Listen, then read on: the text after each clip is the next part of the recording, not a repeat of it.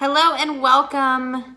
I hope that you're having a great day. Aubrey Eicher here, holistic personal trainer, and today I have a special message for you.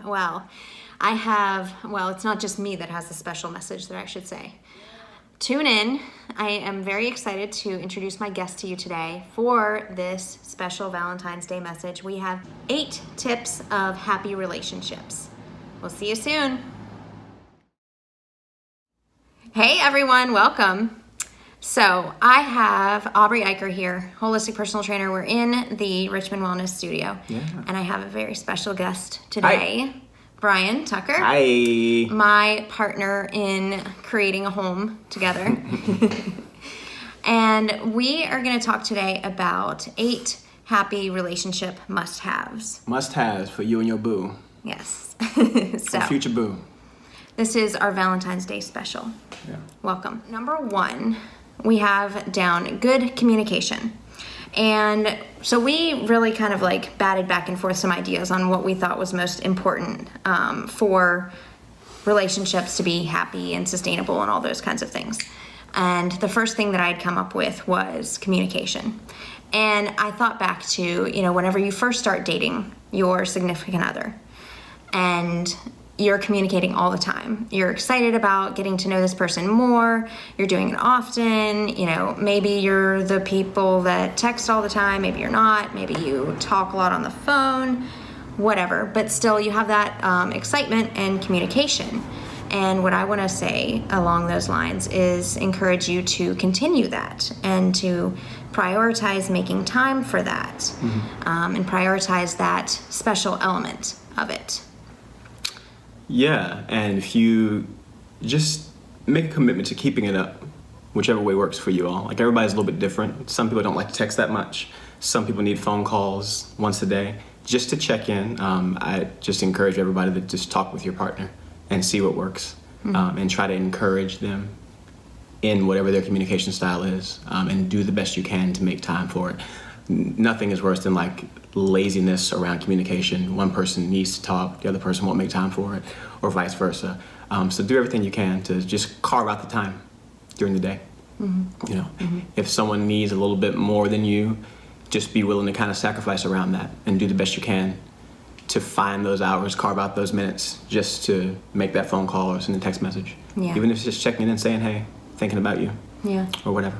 And to kind of piggyback off of that is to not let things fester. If there is something, like that you need to talk about, maybe you need to talk about scheduling coming up, or, maybe there is something that's been bothering you or something like that, like to openly communicate those things and not let them like fester or continue to bother you. Like, find a time that would work for the both of you to communicate, to sit down and gather your thoughts in a good way that, this is a person that you care about. And you want to communicate in a way that you would want to hear it communicated to you, right? You would want to be receptive to hearing it. And so you want to keep that in mind, like you're speaking in a way that, okay, this is effective and productive versus I'm going to throw up my emotions at you right now. Right. So right. I've been a little guilty of that. Which I think many of us have been or are. I think that the vast majority of us, especially guys, we're not really taught how to. We're taught to communicate, but we're taught to communicate with anger or rage or not very effective or empathic methods or skills. So we tend to have to learn that stuff later on and just take on that aspect of our development on our own and do the best we can. So, just making the effort to do it in a way that you can hear it. Can you say it in a way that you would want to hear it? Do you need to say it, first of all? Do you need to say it right now? Is now the right time to do it, right? So all those things can really go a long way. Just uphold the dignity of the individual who you're talking to, and you want to uphold your own dignity in the way that you talk as well, I think. Yeah. So that leads into our number 2, which is personal responsibility. Yeah. That was one that you put down. Yeah, I think so really there's only one relationship, I think my phone's vibrating, sorry. the relationship that you have with yourself really is what you're bringing into it with somebody else. You're bringing someone into your own space and your own life and your own field. So coming in right off the bat, like, it's just being responsible for yourself. We do the best we can in any kind of conflict whenever we get confronted to not have our fingers pointed out like this. So it's always like, okay, how am I responsible for this? So where am I not speaking up? Where am I not communicating effectively? You know, how did I contribute to this? It's always like coming from a place of radical responsibility that we're taking on ourselves. You know, it's nobody else's job to. People can't read your mind. People can't. People cannot. As much as we want them to. No, it's not happening. Right. Yeah. So just coming from that place of radical responsibility on yourself, knowing that your life is of your own design, and knowing that you are where you are because of the choices that you make, mm-hmm. and your partner is not, you know, to blame for any of your frustration or any of your anger. You may have things that come up that can bring frustration, and you talk about those things, but just take responsibility for yourself. Mm-hmm. On both sides. Yeah. And to kind of trail with that is so the importance of self-care. Mm-hmm. Of the fact that your partner is not created by God or the universe to fulfill your every need, want, and desire. Like, no. That person does not exist. Actually, they do, and it's you. Mm-hmm. And so one of the biggest things that I learned whenever I started like dating again, I was like, oh, you know, I can take care of myself. Yeah. And I can go out on dates for myself. Like, I like the movies that I like, and I like the restaurants that I like, and the foods that I like, and oh my gosh, I have the same hobbies as myself. Like, I actually really like hanging out with myself. Yeah. And as you are entering into a relationship, or if you're in a relationship, like, to remember those things and to say, like, okay, it's not all about the other person. Like, I'm still my own identity. Yeah. They're still their own identity. We come together and we like mix and mingle. We love to hang out, but coming back to yourself and remembering the things that you need to do for yourself to make sure that your cup is full so that you can give out of it. Yeah.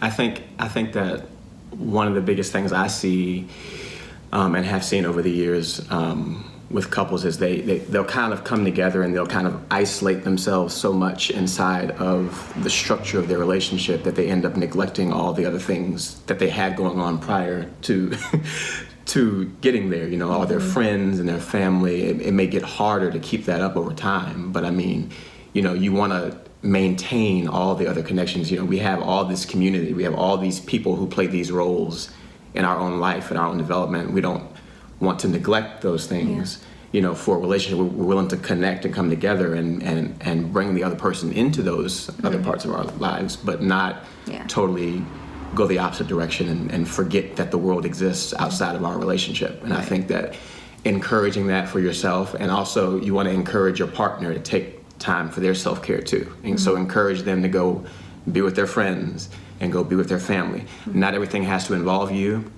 Not everything needs to involve you.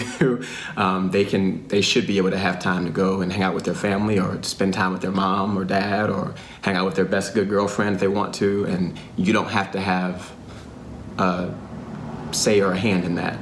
Or a negative feeling about that. Or a negative feeling about that at all. It's not a judgment against you. It's just life. Yeah. We all should have lives. Yeah. So that leads into setting and respecting healthy boundaries. Number 3. Oh wait, I got my heart necklace. I forgot to show it to everybody. Oh yeah. I was in the spirit today. So most people think it's a guitar pick. It's not. Anyway. That it was a gift for Christmas. She gave me. Hey. Number 3. And we're back. Setting healthy boundaries.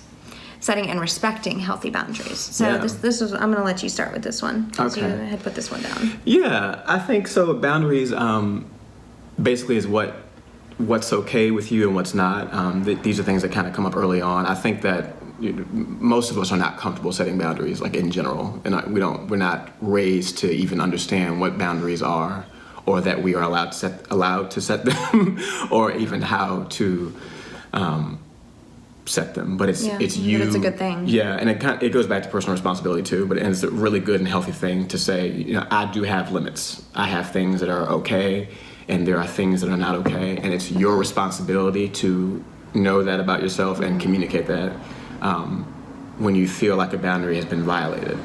So, if your partner, for example, let's use the example of like lateness, right? Early on, if you're dating and they're always late to stuff and you allow it the first time, you might allow it the second time.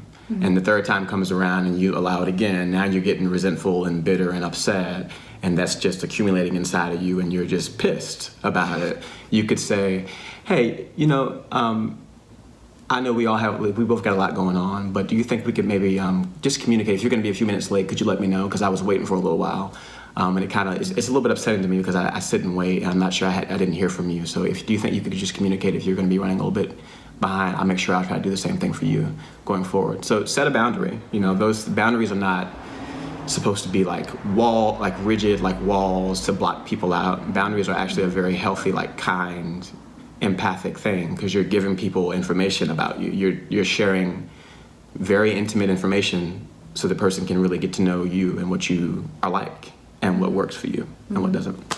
Yeah. And at the end of the day, you want somebody who supports what you want and desire.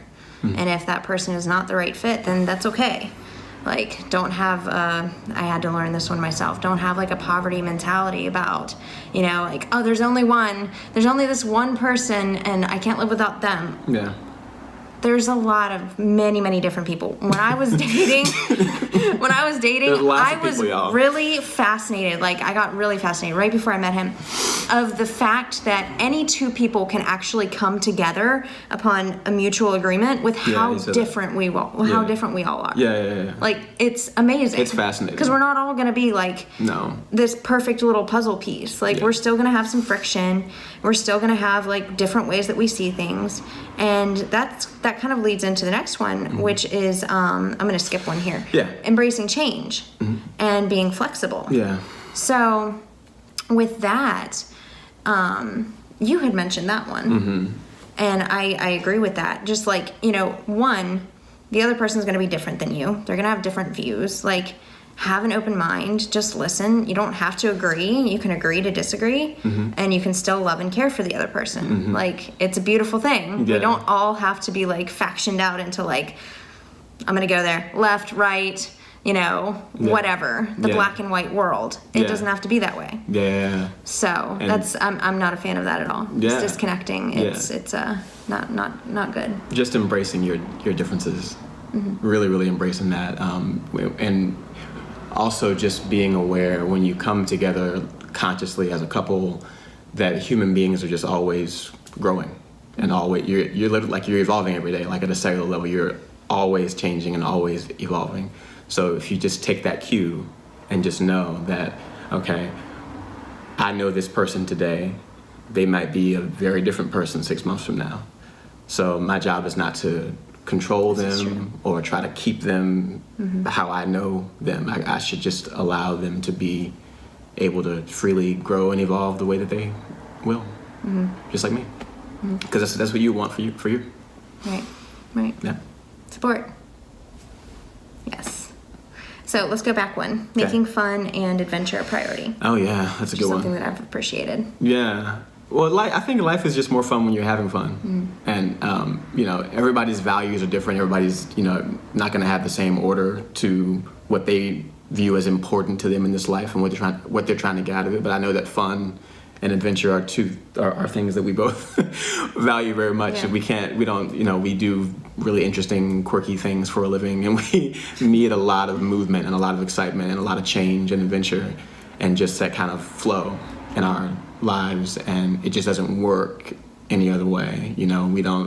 For us, for example, we can't really sit in front of a TV for too long. That's exactly where my brain just went. Yeah, we can't do it. So it's like it's always looking for something new to do or something fun, like trying a new restaurant or going to a different place or doing something that's different. You might not always new activity. Yeah. All of the above, something we haven't done together before. Maybe we've done it, separately. Like, oh, what would this be like to do together? Yeah. Sounds kind of fun. Yeah. Something that he's done that I haven't, or something that I've done that he hasn't. Yeah. Yeah. Yeah. And just making that a priority, like deciding that that's going to be important for you. Deciding it's important to always push yourselves beyond your own personal comfort zones, to always welcome in new experiences, always meet new people together or go new places together. You know, boring is not cool. It doesn't have to At be all. an option, you know. No. It doesn't have to be your standard operating procedure. Yeah. And if You get a choice. Yeah, and if you're in a relationship now, or if you've been frustrated with that previously, to now, then you don't have to allow it anymore. If you want more fun, then you get to figure out, you get to find a way to introduce that to your life, single or in a relationship, whatever. So Yeah. don't sit and be bored. Go do something different. So number 6 is empathy. And I put this one down because it's a big value of mine to understand where the other person's coming from. And that helps me with kind of all of these other things where Yeah. I'm saying, like, good communication. I'm thinking about how my words are going to come across Yeah. and how they're going to affect the other person. I'm thinking about how they're feeling or how their day. I'm thinking about how your day is going. You know, like, are you really busy today? Yeah. Are you, frustrated, or are you having an awesome day? Whatever. I'm thinking about these things just so I can understand the other person's perspective and care for that person in the best way. Care for and support in the best way. Yeah, yeah. So really unselfish communication. When sometimes people just really need to communicate some frustration or some stress. They've had a long day. And guys, I want to talk to the fellas for a second, because I am you, and I love you, and I know we just want to fix stuff. We want to fix everything and want to chime in and give our opinion and try to, like, save the situation. But sometimes if she comes to you, okay, and she's stressed out about something, they really just need to speak about what they're stressed out about. And you don't have to open your mouth and say a word. You really don't. You don't have to say anything.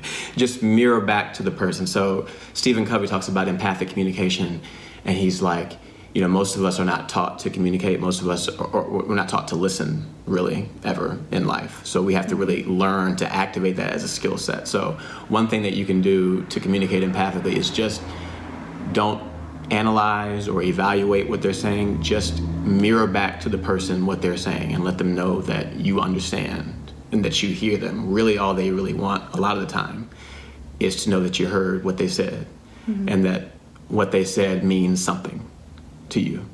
What they said is important and it matters. If you can just validate that for the person, that'll go a long way. That's very, very healing for people.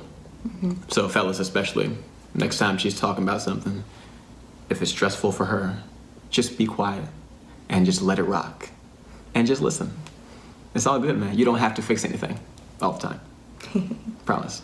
That was a little extra tidbit, but I had to throw it in for the guys. Yes. I hope that helps somebody. Good. So number 7 is forgive. And you put this one down. I'm going to let you start. Yeah, so just being gracious with people. People mess up and do things that they're not proud of. They say things that they don't mean, that they wish they could take back. People will behave in ways that don't really align with the best of who they are.